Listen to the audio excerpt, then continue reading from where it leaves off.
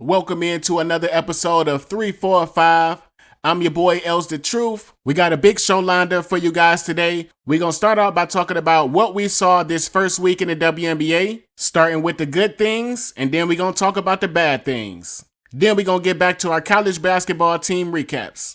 Three big universities today, starting with the UConn Huskies. Then we're going to transition into the runner-up Iowa Hawkeyes. And we're going to finish this thing out with the national champion South Carolina Gamecocks. Now that the table is set, let's start with this past week in the WNBA. The good. Arike Ogunbowale has come out on fire, and this started in the preseason against the Indiana Fever. In these first two games, she looking pretty much unstoppable. 20 plus in both games, she hit a game-winning three-pointer in the preseason. And in her first game to open up the regular season against the Chicago Sky, 25 points, 7 assists, leading her team to an 8-point victory. She just making a mess of all perimeter defenders. And the fact that she came out with 7 assists and 25 points, you really just got to pick your poison. Do you want her to be a passer or do you want her to be a scorer? Even without Satu Sabally, I feel like her game is opening up even more because T-Mac is coming into her own. The rookie Jaylen Brown, two-way player, offensive machine. A lot of rookies on this team, which I feel like could come back to haunt them later in the season. But for now, it looked like they got the right person leading them. From what I'm seeing, Arike is really elevating the players around her just by her energy. Her amazing shot-making ability is just a boost of energy to every player on the floor. Maddie Seagrass, the recipient of a lot of those assists. And Natasha Howard out there, she really a dog. You know she got Arike's back on the other end. And Arike do play defense, but it's really good that she got those dogs on the other end because she can really focus on running the offense. Although Dallas did play a young team in the Chicago Sky, Chicago was leading that game going into the second half. It was only in the fourth quarter when Arike scored 14 points and shot 6 of 7, including 2 for 2 from 3, when the Dallas Wings started to take the game over. But now, let's talk about the bad. The Indiana Fever, I feel like, have disappointed a lot of people with the way they started the season. And I'ma just use a Pat Bear phrase. They've been on a belt-to-ass tour. And honestly, from what I'm seeing, it's a combination of a lot of things. Players not growing, players not having chemistry, the huge target on their back. But let's first talk about the Caitlin Clark effect. 10 turnovers in her first game and 3 assists. I'm sorry, I just cannot blame all of this on Caitlin Clark. This coach, this team is not doing nothing to help her at all. Aaliyah Boston just haven't taken the jump that people would expect she'd take after winning Rookie of the Year. I know y'all saw that little incident she got into with Jonquel Jones, and I'm telling you, when Jonquel Jones kind of pressed Aaliyah like that and Aaliyah didn't really make no facial expressions, she didn't say not one word back, she just kind of looked scared and turned around. And when that happened, it was over. They probably got back to the huddle and was like, yeah, this team is not going to push back. They soft. And they ended up losing by 36 points. That incident happened very, very early in the first quarter. There's just no way Caitlin Clark should be the only player on this team averaging more than 10 points. Aaliyah Boston is only averaging 8, Nalissa Smith 9. Like, come on, this girl got the whole world on her back and y'all can't give her no help. Aaliyah Boston shooting 33% from the field. She got to get tougher. She's stronger than half the players in the league. She cannot let people push her around like that. The Indiana Fever lost the first game by 21 and lost the second game by 36. Let's regroup. Another good thing I saw coming out of the first couple games of the WNBA season, Haley Jones. After being drafted number 6 overall out of Stanford, she just did not have a really good rookie year. Couldn't really get on the court. She only averaged 14 minutes per game. She played in all 40 games, however, so I know that experience helped her, but she only averaged 3 points and shot 33% from the field.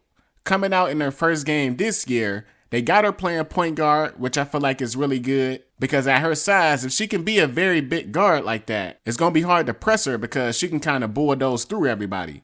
But she hit 2 threes, she hit 4 out of 6 shots, and that's after being largely a liability from 3 at Stanford and in her rookie season in the W.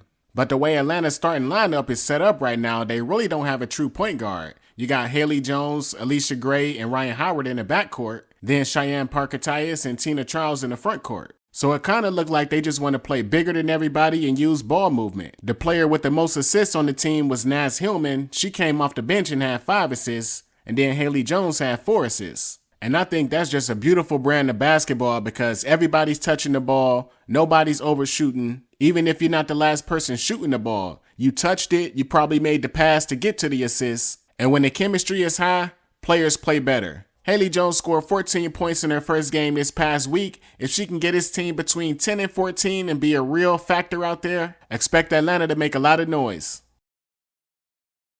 Okay, one more thing that I want to talk about that I didn't like, and this dates back to the preseason, is the coaching of the Los Angeles Sparks. I get it, Kurt Miller. You want to play your veterans, but you got to see what's going on out there. The teams are leaving Kia Nurse open in spite of the other players. Kia Nurse played excellent in the first preseason game. She played excellent in the first regular season game. But I know the game plan for these other teams is let Kia Nurse get off. Don't let Lexi Brown get off. Don't let Cam Brent get no excitement going. Lasia Clarendon is a really nice point guard. She had a triple-double in their first game, but she only took 6 shots. And that's what I mean, just not being a factor on the court. If you're going to have players in your starting lineup playing 25 plus minutes, they need to be taking more than 6 shots. And if they're not capable of making more than 6 shots, then get their ass out the starting lineup. They can come off the bench and give us some energy. But I think all your big guns and best shooters you need to have in the starting lineup, those are the players that need to be playing the most. And again, I'm not in the locker room. I don't know. Maybe he's seeing something that I'm not seeing. But you got all these young players on your team. It's time to put Zaya Cook in there. Rakia Jackson need to be in there. And if you don't want to put Zaya in there, put Ari McDonald in there. She paid her dues in this league for way too long, and it's time to give them players some real minutes.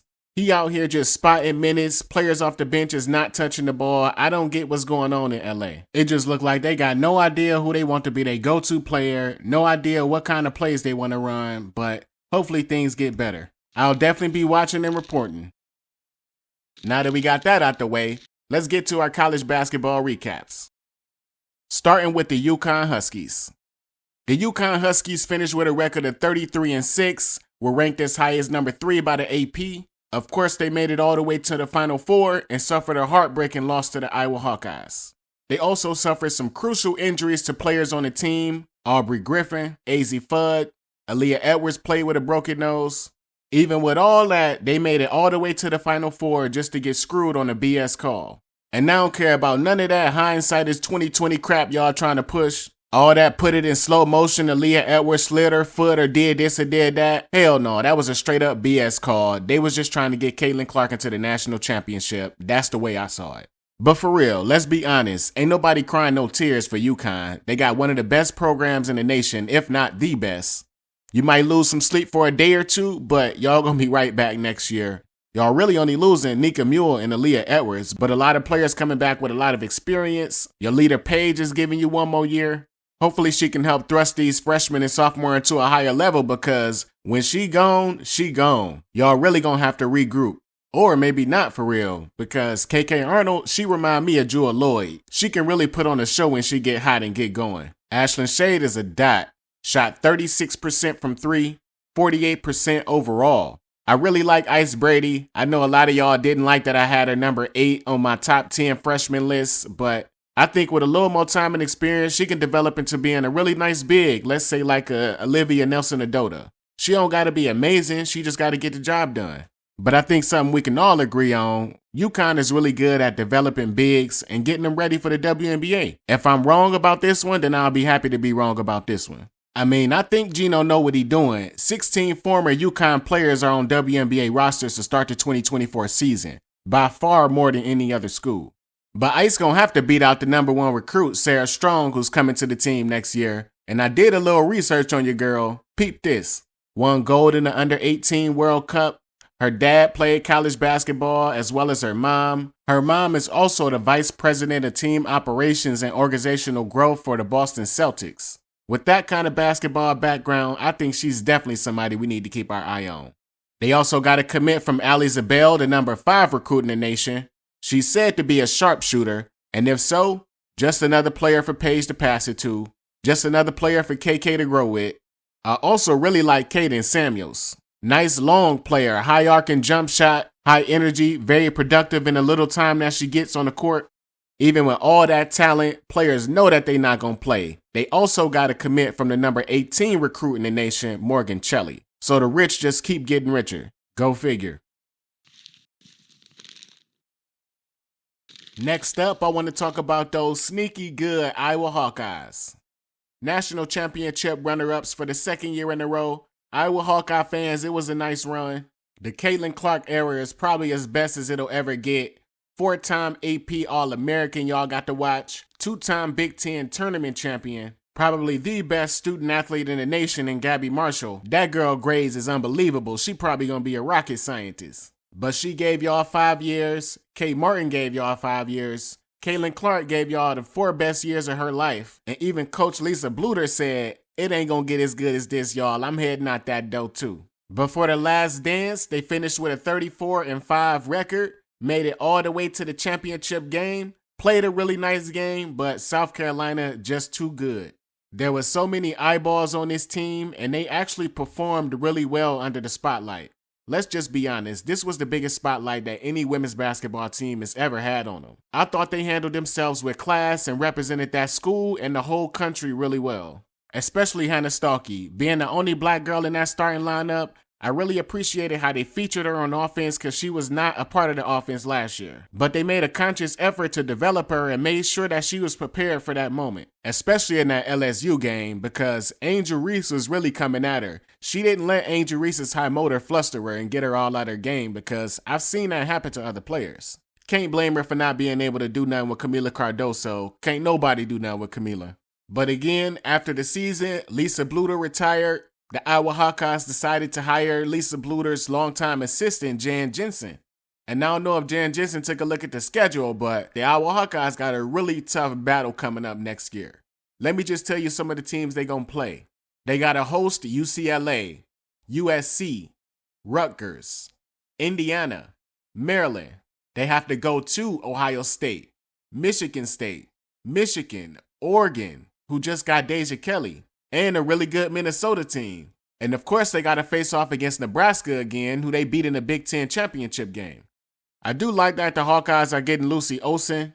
I talked about her a long time ago on maybe the first 1 or 2 episodes of She Can Ball. So this ain't no Johnny-come-lately take. I've seen her get buckets, and I think she's going to continue to average 20 plus with the Iowa Hawkeyes. She also spent some time playing next to Maddie Seagrass, who's Villanova's all-time leading scorer. Went on to be the 3rd pick in the draft, and now she's playing for the Dallas Wings. Very nice contributor on that team. That being said, she's seen somebody prepare like a pro. I think she's trying to get to the pros, and what better way to do it than going to Iowa? And we have 2 Iowa alums in the WNBA right now contributing. Of course, the most recent number 1 pick, Caitlin Clark, and also Megan Gustafson, who went in the 2nd round, number 17 overall. Now let's talk about the national champion South Carolina Gamecocks. This team that we just watched win a national championship can make a case to be the greatest college team of all time. And it's not even that they got one of the greatest players of all time, they just got the best collection of players and they all fit together all at once. They literally had players at every spot to fit every hole. You got your shooters, Tessa Johnson, Tina Pow, your perimeter defenders, Malaysia Fulwiley, Bree Hall, your paint protectors and post players, Chloe Kitts, Camila Cardoso, and Ashlyn Watkins, one of the best floor generals in Raven Johnson. I would probably even pick this team over the Breanna Stewart UConn team that won 4 straight. And I don't want to bore y'all with a bunch of South Carolina stats that you already know. So let's take a look at these 2 teams, the UConn Breanna Stewart team and this team, and let's just kind of compare. And I'm not talking about what these players did on the pro level. I'm just talking about specifically if they faced each other in college. And when I look at it, I think Camila Cardoso can take Breanna Stewart. Mariah Jefferson is pretty good, but if Raven Johnson did that to Caitlin Clark, I can only imagine what she'd do to Mariah. Then you got Morgan Tuck. I think her and Chloe Kitts can kind of cancel each other out. Katie Lou Samuelson, no disrespect, but I'm taking Malaysia Fulwiley and Tessa Johnson all day, every day. And I ain't even mentioned Pow or Ashlyn Watkins yet. And I don't want to talk about it like it's just a complete wash like that, so maybe y'all let me know what y'all think. Do y'all agree that this last South Carolina team can go down as one of the greatest college teams in history? Let us know in the comments. I also want to talk about the tough strength of schedule that the South Carolina Gamecocks gonna have to face. They got to play against 8 NCAA tournament teams: Texas, LSU, Oklahoma, Arkansas, Kentucky, Ole Miss, Vanderbilt. And you know what I got to say to that? They about to go undefeated again. In addition to the great backcourt play they already got, Dawn Staley announced a national letter of intent was signed by Madison McDaniel. 5'9" guard, very high IQ player, very tough on defense. Just seemed like all the guards want to go there and learn from Dawn. Not sure how quickly we'll see her, however, as she's coming off a knee injury, but something to keep an eye on. She was ranked number 12 in her class, and she came off a knee injury before, so this is the second one. Hopefully it's nothing lingering and she can get back to playing good basketball. We also might get a chance to see the big girl, Adele Tech. She was ranked number 33 in her class, but seeing what Dawn Staley did with Camila Cardoso, I think she's in for a very promising career with the Gamecocks. I don't know how Coach Dawn Staley continues to do it, but I'm looking at maybe 6 or 7 pro prospects on this team. This woman has sent 10 players into the WNBA that were top 10 picks. I know she probably wouldn't do it because she loved coaching these kids up in college, but I would love to see her make the jump and go to the WNBA. I think she would immediately get respect from the players, because I see a lot of bad coaches in the WNBA, as I talked about earlier in the show, but that's just a hypothetical. I'm sure it'll never happen. But there you have it, another episode of 345 in the books. Just know, just because the WNBA season started don't mean this college basketball talk is going away. We're going to keep y'all covered throughout the entire offseason just like we did for the WNBA offseason. If you want to hear a team recap or get some updated news on your college university, feel free to comment your team below and we'll definitely fit them in. But I really do appreciate each and every one of you for listening and watching. I'm Els the Truth for PRM. Talk to you on the next one.